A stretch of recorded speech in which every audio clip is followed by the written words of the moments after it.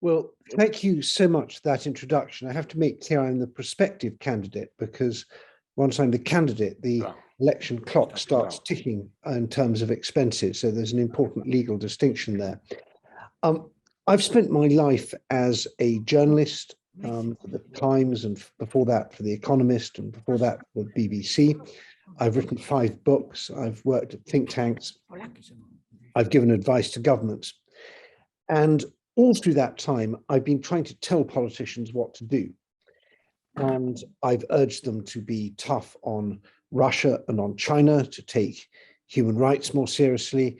I was a strong supporter of the European Union and campaigned against Brexit. And after Brexit, I campaigned for a second referendum. But I've realized at the age of 59 that we are losing. Public confidence in democracy is declining, trust is declining, our democratic institutions are getting weaker, not stronger, and our democratic alliances are getting weaker, not stronger. And so I've decided that I'm going into politics, and as you mentioned at the beginning, I've been selected as a politician to campaign in the cities of London and Westminster. And if you've ever been to Britain, this will be the place you've been to. It's the beating heart of our democracy, the beating heart of our legal system, the beating heart of our cultural life.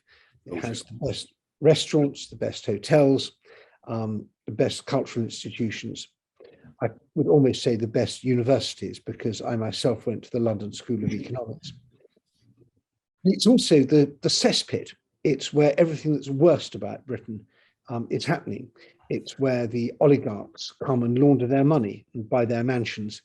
It's where the dirty money comes in through the city of London that is looted from countries like Ukraine, the Western Balkans, from African countries, from Asian countries, from Latin American countries.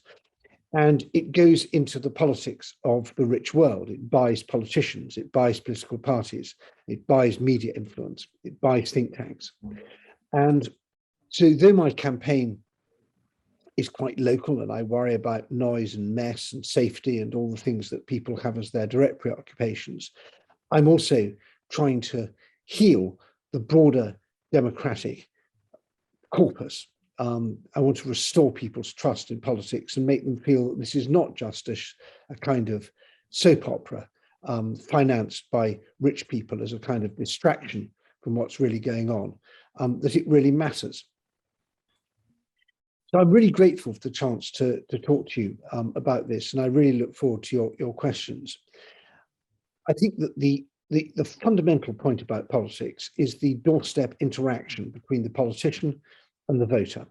Everything else comes on top of that, but there is no substitute to me for that knock on the door saying, and this is something which is baked into British politics and particularly in my own party, we do door knocking. And I know that's quite unusual in other countries. I remember in Poland when a Polish political party leader started doing this, knocking on doors in a block of flats in Warsaw. This was considered so unusual that the television crews were going around with them and saying, he was called Roman Giertych, and they were saying, Roman Giertych is knocking on Polish voters' doors and asking them what they think. So this kind of grassroots politics, I think, is absolutely essential. It starts with the individual saying, what's bothering you? What is on your mind? Where do you feel the system is letting you down? And then it brings up the really important point, which I think is the fundamental mechanism of politics, which is contestability. If there's something going wrong, you can do something about it.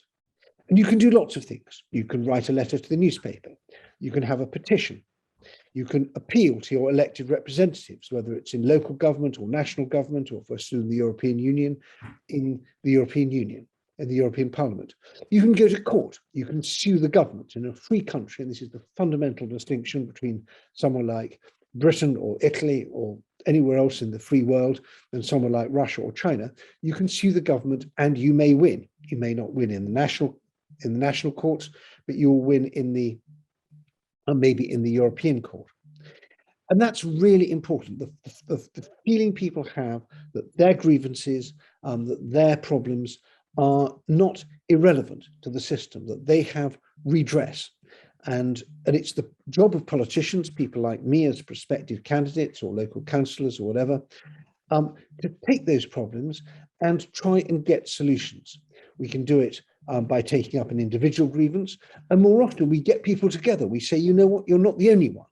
There are other people here in this street, in this block, in this district, in this part of town, or other people who have the same business as you do. And we get them together and we say, you are not alone. You have the ability through solidarity to put more pressure and get more things done. And that to me is politics. All the high-flown stuff about big policies and manifestos and big speeches and so on, that's all secondary. The fundamental point to me is the interaction between the politician and the individual, and turning individuals into groups and trying to get things done. And even if it doesn't succeed, at least they realize there was a politician who was on their side. Because again and again, I hear, and I've been on the doorstep all over Britain in lots of elections now in recent months, and before that as a journalist, I was asking people what they think. And again, you hear this thing, people don't listen. Politicians don't listen. You only come across them at election time and they come and talk to you, but they don't listen. And that, I think, was the fundamental reason for Brexit. There was a big slice of our population that didn't feel listened to. When people don't feel listened to, they go for the easy answer and the quick fix. And that's what stokes populism. Now, there's lots of other reasons why people are fed up. We have the huge economic stresses brought about by globalization and the feeling that the bottom third or the bottom quarter of the population has not benefited from the economic forces that benefit people like me and probably many of the people in this room.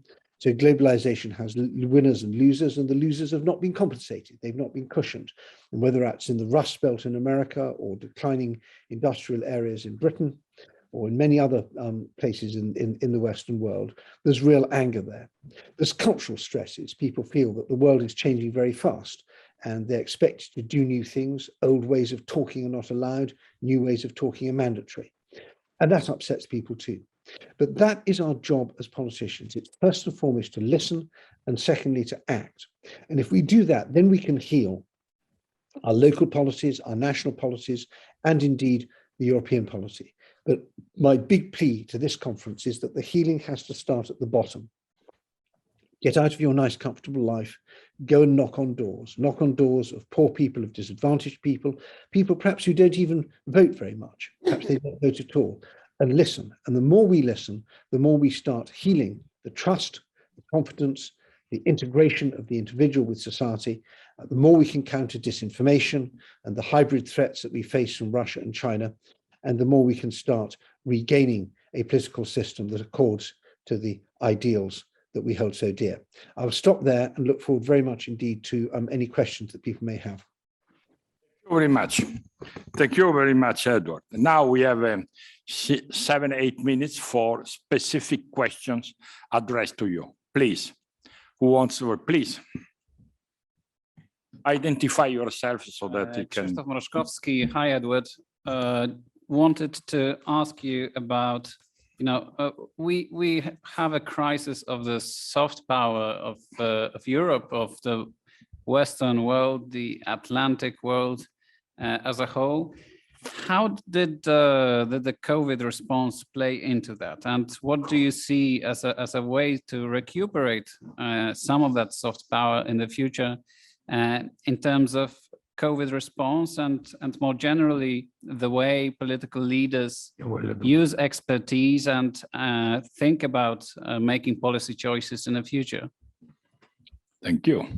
Well, COVID's been a huge failure and a huge success. It's been a huge success in that we had a terrific scientific triumph of the vaccines and we have avoided the worst, but it's a huge failure of preparedness. And if I was an ordinary voter, I would feel really angry about this. We were warned year after year after year about viruses and pandemic viruses, and we didn't do anything. We didn't take the steps we could have done.